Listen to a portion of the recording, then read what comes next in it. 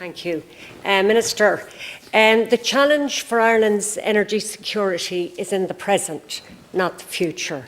And I think that's where we find ourselves this evening. Now, I agree with what was said at the beginning of this debate. We do need short-term, immediate measures to help guarantee energy security, and you are proposing one of those measures here this evening, and that is to exempt the provision of emergency generation of 450 megawatts of electricity from the provisions of the Planning and the Development Act 2000 for designated developments, and also to exempt it from the EIA directive, which of course covers assessments of the effects of these developments on the environment and assessment on the development of habitats. So in place of these acts, we are being asked to substitute ministerial approval. And can I say, Minister, that the Habitats Directive and the EIA directives were the source of much of my work in the European Parliament, and I never expected to be voting for legislation that would disapply the requirements of these directives. But in politics, I suppose, nothing should surprise you. And in that context, can I ask if you have already communicated your intentions to the Commission, and if there has been any response? However, let me say that I am pleased that you are dealing with this matter with the necessary haste. Yes, of course, it can be said, and legitimately said, that such emergency legislation would not be needed if government policy over the last decade had ensured sufficient energy supply be generated for our own needs, particularly in the context of the number of data centres that were given planning without ensuring they could supply their own energy needs. And that's a most legitimate criticism.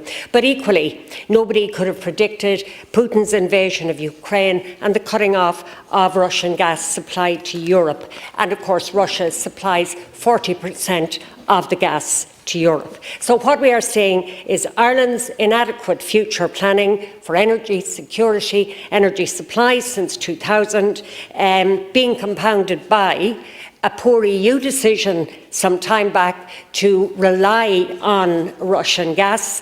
Secondly, as I said, the illegal invasion of Ukraine and the destruction of its energy infrastructure. So in any emergency legislation, it's important that certain checks and balances are introduced. And while I've introduced no amendments myself, I believe the Labour amendment would go a long way towards achieving that, so I would ask that you would consider it. In the bill, Minister, you designated two locations, Shannonbridge and Tarbert.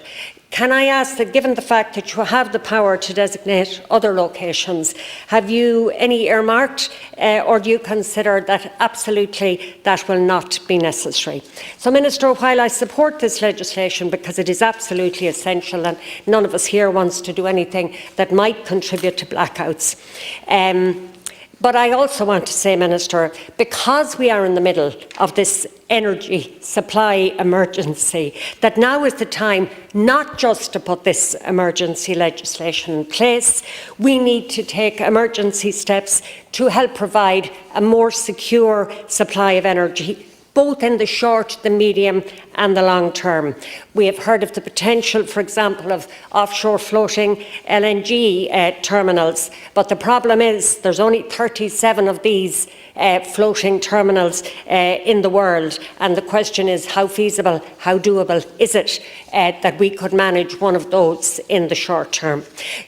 One deputy after another have listed all the different actions we can take. But in the few seconds that I have left, I just want to impress on you the potential for anaerobic digestion and the production of biogas to help supply some of our energy needs. Minister, I'm asking you, why are we not pursuing the generation of electricity using anaerobic digesters? It's small scale, but it would be ideally suited to generation at a cooperative level. It's win-win for the farmer and for the environment. So, Minister, What I'm saying is this: I support the legislation, but it's not sufficient to deal with our energy security needs.